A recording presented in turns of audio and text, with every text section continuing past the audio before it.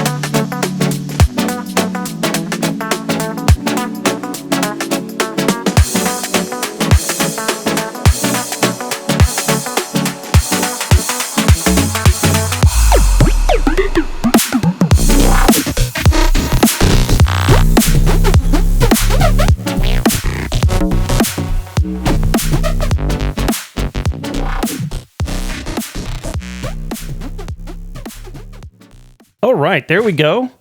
I hope you enjoyed that little time lapse. Little time lapse? Yeah, this is a pretty big one for the survival series, actually. But we got a lot of progress done, as you probably saw in the time lapse, and I'm really, really excited about the way that this is turning out. I could easily have done another 10 houses and made you watch an entirely super long time lapse. I easily could have done that. Because look at all of the different houses we have to build everywhere. I mean, it's just insane. I definitely made myself a big project here. But I am committed to finishing this good thing because I think that it's going to be just absolutely awesome when it's done.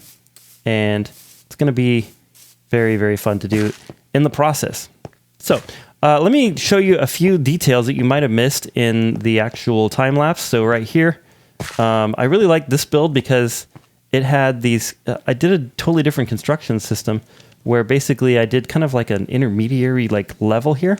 And then these windows are different. Like usually I've been doing like these where it's like a 3 wide section in between the vertical logs and stuff. But on this one here, I did a 1 wide section in between the vertical logs. I was trying to like simulate some images of real and fantasy buildings that I've been looking at online and stuff in images of actual and imagined medieval buildings and houses and stuff. And so this was kind of one that was like that, where we had that, had kind of this secondary like little thing here and then the windows up high. I thought that was kind of cool. This one here I really like because it's just odd. It's just odd. It's sticking out. This top piece right here is kind of sticking out over the top, going the opposite direction, perpendicular to the rest of the build. These windows are kind of tricky and interesting. And inside this thing is actually kind of fun because I did a ladder instead of stairs, because I felt like if I did stairs inside of this thing, that it would have made the interior almost unbuildable because it would be too small. But anyways, yeah, this one was a lot of fun to do as well. I like that one quite a bit. Oh, going down. Hello.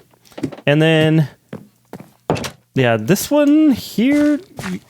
Oh yeah, this kind of started my foray into this idea of like having the logs be like one, and then the windows, and then a log and a window and a log. So that was this was the first one of that. It kind of got hidden behind the rest of these builds here, but you can kind of see it. And I think that one was fun. This one back here was pretty standard, actually, very similar to some other builds that I've done. And then this one, ooh, yeah, some of these ones on the street here were pretty fun to do as well. I feel like I'm just saying the same thing over and over again. But they were all really fun to do, a lot of fun. This one here, this kind of like having this sort of downstairs, it's all stone. I like that a lot. And then this one here, what I'm going to do is do a similar thing to what I did there. I might not make it like a cafe or restaurant thing. I might make this like some sort of like artisan shop, like, you know, like a blacksmith or a leather worker or something like that, as far as decorating it. But something where it's like, you know, you would kind of come into this lower area, but then the guy or gal or whatever lives up here. I mean, in those times, the guy would do the work and the girl would do the cleaning and stuff. But, you know, that's just how they did things back then, for the most part. I'm sure there was lots of exceptions to that. I might not know what I'm talking about. Anyway, this one here is a pretty large build, actually. So this one's going to have a nice interior. I'm not sure if I want to make this just a house or if I want to make it like an actual shop downstairs. I'm thinking about making this one just a full-on house, just completely dedicated to residential. But yeah, that's pretty cool. And then this one, of course, that you just saw us do. So what I wanted to do was save a couple of builds to do more in like a progress update style. And the reason for that is because they're diagonals, and I thought that it would be kind of more interesting to do a diagonal build than one of these regular rectangular ones, because that way, anyway, I just felt like that would be the best way to do it. So right here we have a diagonal floor plan to do, and I might actually move it over a little bit because this is pretty cramped right here. Pretty cramped. I might move this over like a block or two. maybe one block, because this is going to be interesting. This is going to be very interesting. Hey, check this out. I didn't see Waffle build this thing. It's kind of fun. Ooh, he decorated. Look at that. Whoa, what did he use for these chairs? That's really interesting. He made like cushions. That Waffle Stick, he says he's not a good builder, but he's got great ideas, man. He really does. I don't know why he says he's not a good builder. He's a nutcase, I guess. He's a blockhead, apparently. That's a blockhead move, is to be a good builder and then say, oh, I suck. I do that too, though. Okay, anyway, I'm going to get to starting on this one here, and we're going to see what we can get. But I did want to make one little point about the fact that these buildings are so super close together. And I was actually, I like to watch like a lot of informational type videos. Like in one channel that I watch a lot is Shadiversity. The guy's personality honestly kind of drives me crazy. It didn't at first, but now it kind of does. But he has a lot of really interesting videos about medieval stuff. And so one thing that he was saying was that medieval cities are actually built were. Obviously, we don't build medieval cities anymore, except in video games. But they were actually really cramped like this. And the reason they were really cramped like this is actually quite surprising. It's because the main mode of transportation is walking, just like I'm doing right now, walking around. And so then if you can't drive to get to or fast travel to a place like a well where you can get water, or like a store where you can get food, or like a place where you can get, like go fishing or whatever. Like if all of those things that you have the stuff that you need to survive and live, and the amenities that you need are, you can only walk to get there, then having them all crammed together more closely makes more sense, because that shortens the walking distance. And that's actually what they did, and partly why they did it was to shorten the walking distance between, like your house and the well, and then the store, and where you could buy your bread or your fish, or, get whatever the things that you needed within the city. So that this crampedness is actually pretty historically accurate, according to that channel. So, and I think it just looks cool. Like there's so much to see as you're going around, and I haven't even started decorating interiors or decorating like any of the ground around it or anything like that. There's little stuff like this that I've done, but even this to me isn't fully decorated yet. It's just kind of like partially. And so, yeah, I think that it's gonna, like, once I fill in this entire area, oh my gosh, that's a lot of building. Once I fill in this entire area with all these houses and buildings and church, the church over there, and then these inns and little pubs and stuff, and once I put, everything together and this thing is finished, I think it's going to be quite a lively feeling kind of place. And so, anyway, that's what I was talking about. All right, let's go ahead and get on with this diagonal build over here.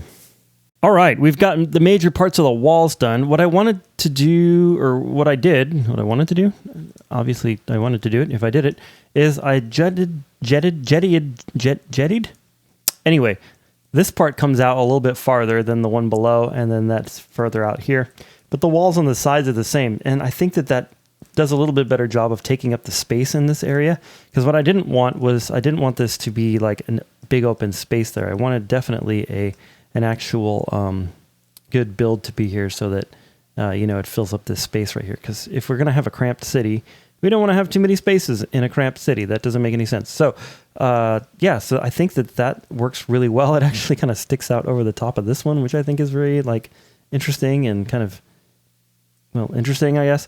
And then so I have no idea how to build the roof on this thing, because if this roof over here is any experience, it's a little bit tricky to get the roof right. So I'm a little bit concerned about that. What I'm thinking about doing is making another black stone roof like this one, but using, or more like this one, where we have the black stone, but then using this color scheme in the center for it. So I think that'll look good, because I want to spread out that black stone a little bit more. And as you can see, most of these have the cobble edged, I guess you could say, cobble highlighted, whatever, roofs. And so I think that if I do another cobble highlighted roof here and then combined with all of the ones that Waffle Stick did, that it's just going to be a little bit too much cobble and then not enough of like variety. So I think I'm going to do, like I said, the Blackstone with, this is actually dark oak and regular oak. And I kind of like that. I kind of like that color scheme. So that's what we're going to do if I can figure out how to make it.